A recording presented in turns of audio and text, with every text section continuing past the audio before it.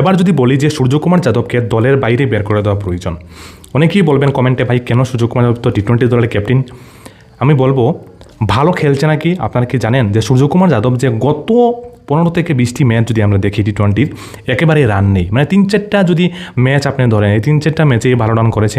বাকি ভাই সেই ভালো প্লেয়ার হয় ইন্ডিয়া টিমে যে মানে খুব কঠিন মুহূর্তে টিমটাকে বের করে নিয়ে আসে। গত ম্যাচে যেমন হার্দিক পান্ডিয়া খেললো, হার্দিক পান্ডিয়ার মনে হয় একটু রাগও রয়েছে হার্দিক পান্ডিয়ার, কারণ যখন রোহিত শর্মা ক্যাপ্টেন ছিলেন সে কিন্তু ভাইস ক্যাপ্টেন ছিল।